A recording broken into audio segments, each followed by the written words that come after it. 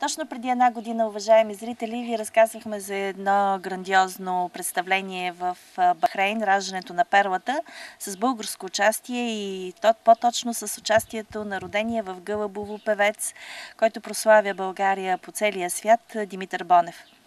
След изминалата една година той отново си е на гости в къщи, отново е в Гълъбово при своите родители, за да се върне и към детството, и към корените си. И това е чудесен повод да видим какво се случи от миналото лято до днес, къде пя, по кои грандиозни и големи световни сцени, какво ново научи. Но започваме най-напред, преди пеенето, да кажем, че името на Димитър Бонев вече фигурира в един много интересен двутомник, кой е в българската народна музика, издаден от Николай Чапански, колега от Радио Пловдив. И вие фигурирате в този музикален справочник. И с няколко думи за себе си, разбира се. Първо искам да поздравя всички зрители на кабелна телевизия Гълъбово. Радвам се, че отново ви гостувам. За мен това е едно голямо удоволствие. Как мина последния сезон, да кажа с няколко думи, както винаги, всеки един сезон е интересен, напрегнат, доста отговорен. Да не говорим, че концертите или участията, които бяха през изминалия концертен сезон, т.е. от септември до юни месец, бяха изключително много така престижни като участия. И откъде да започнем, да кажем, от края или малко по-от средата? Не, започнете с най-впечатляващото, или те са толкова много. Да започнем с най-вълнуващото. Може би най-вълнуващото беше през месец май, когато точно в чест на 9 май, Деня на Европа, ние участвахме в един изключително голям, изключително грандиозен проект. Съвместно с Българската национална телевизия ние участвахме в един голям хоров концерт, където бяхме заедно с колеги от европейските страни. Да не изброявам всяка една от тях, но Литва, Латвия, Естония, Германия, разбира се и домакините Австрия. Това беше изключително, пак повтарям, престижно участие, много пишно.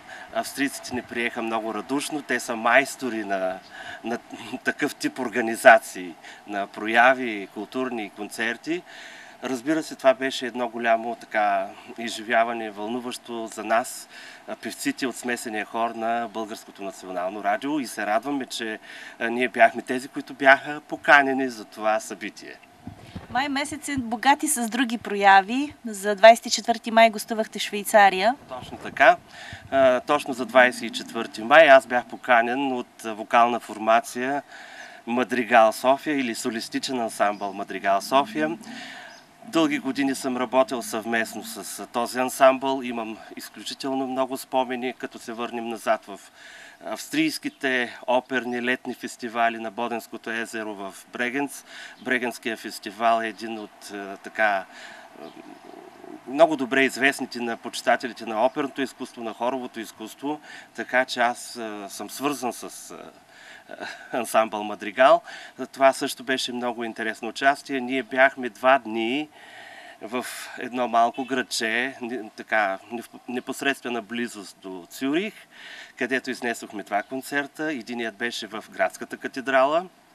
Радвахме се на добро посещение, на много почитатели, много приятели от България, които дойдоха на нашия концерт. И втория концерт беше също на едно много изключително интересно място, в една арт-галерия или един арт-клуб, който беше в едно подземие, много интересно. Предполагам, че зрителите ще могат да видят поне фото си от това събитие. Да, разбира се, ние ще покажем много картини от вашите участия. В Виена хор с народна музика. В Швейцария Едип Цар. Връщате се от обратно. Да. Да, в Виена ние се представихме с една българска народна песен. Като българи знаете, че фолклора е изключително уважаван не само от европейците, а от всички държави по света, извинявам се. Ние се представихме с една песен на Любомир Пипков «Коле-доле». Дали беше подходяща или не, вече това, ние нямаме намеса в тази работа, имаме главен диригент и така нататък, но смятам, че се представихме, смятам, че показахме къде е България, коя е България, въпреки че вече се знае. А в Швейцария програмата ни беше доста интересна, тъй като първа част на програмата беше от църковно-славянски песнопения с песнопения от известните автори Николай Струмски, Зиновиев, Бортнянски и така нататък. Втората част на програмата наблегнахме на известни руски песни, такива, които са често така слушани, обичани, познати от публиката, а също така и дуети, квартети, квинтети от известни опери на Верди, Пучини и така нататък. И моята грешка е Дип цар и Мюнхен. С Едип цар бяхте в Мюнхен с Мюнхенската филхармония. Това преживяване, което се повтаря вече 10 години с различни автори. Да, това е наистина един много, пак ще повторя, престижен ангажимент. Над 10 години ние помагаме, така да се каже, на Мюнхенския филхармоничен хор. Това е едно място, което винаги така зарежда. Ние се срещаме с много добри диригенти, работиме там с световно известни диригенти, като не мога да не спомена и няколко имена. Последният диригент, който така е много нашумял в музикалните среди, това е Валери Гергиев. С него изпълнихме Едип цар. Това беше в началото на този месец, на 9 юли, ни беше концерта, съвместно с Мюнхенския филхармоничен хор.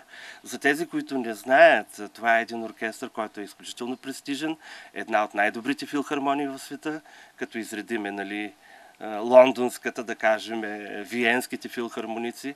Но, разбира се, още веднъж искам да кажа, че е изключително удоволствие да работиш с такива големи диригенти, с такива големи музиканти на сцената, наистина изключително вълнуващо. Винаги се вълнувам, когато настъпи момента на аплаузите, не може да не те побият тръпки, защото това е наистина, това е подаръка на публиката или по този начин ти виждаш дали те са доволни, дали не са доволни, дали сме се представили добре или не сме се представили добре. Връщам се малко назад през декември, отново Стравински, с сватбите на Стравински, така е озаглавено това произведение. Тази година в Мюнхен имаше един цикъл, в който се честваше годишнина на Игор Стравински. Още по-назад, ако трябва да се върнем, това е Военен реквием на Бритън. Работихме заедно с известният Кристофър Пендерецки. Той е поляк по происход. Разбира се, удоволствие да работиш с един композитор, жив, който е насреща, с така доста сложна музика, доста интересна музика и мога да кажа, че заглавията или музиката, която изпълняваме там, е за по-изтънчените почитатели на хоровото изкуство по принцип. Това са трудни неща, трудни заглавия, независимо от това, че за нас не трябва да има трудна музика, след като ние сме професионалисти. Но изключително интересни заглавия и, разбира се, гордеем се целия радиохор с този престижен ангажимент. Споменахте трудни заглавия, казахте в предварителния разговор, че Исус и търговците от храма на един съвременен унгарски композитор също е едно от новите и по-странни произведения, които е искало по-голяма подготовка. Разбира се, това е един от последните ни концерти в Националния дворец на културата, заедно с смесения хор на Националното радио, в рамките на Софийските музикални седмици. Мисля, че не се повтарям. И тук наистина, освен Верди, Шнитке и Менделсон, които така са познати на зрителите, имахме и съвременни заглавия, които естествено така изискват повече работа и повече труд. Ние трябваше да научим една оратория на унгарски език. Всички се досещате, че никак не е лесно да пееш на унгарски. Нали, по принцип винаги изпълняваме нещата на оригиналния език. Английски, немски, френски, латински и така нататък. Казахте, че винаги ви побиват тръпки от почита и вълнението на публиката. Споменахте, че вас също ви побиват тръпки, когато слушате руските църковни хорове. А тази година сте имали възможност да участвате в един много интересен фестивал, вече традиционен в Поморие на църковната музика, където сте се срещал с такива хорове от Русия, от Украина, от Сърбия. Точно така. Това също беше един много интересен ангажимент и беше само месец преди нашата среща в Поморие. Вече стана традиция този международен фестивал на православната музика. Аз бях поканен от православен храм Свети Климент Охридски в София като солист и където трябваше да изпълня едно песнопение на Архангелски, молитво Пролио. За съжаление, може би някъде имаме видео, няма да е лошо, нали, зрителите да чуят и да видят, но наистина този фестивал е също много престижен. Ние се срещнахме с много колеги от Литва, Латвия, от Русия, от Украйна. Да не говорим колко добри са руснаците изобщо и руските хорове на църковната музика.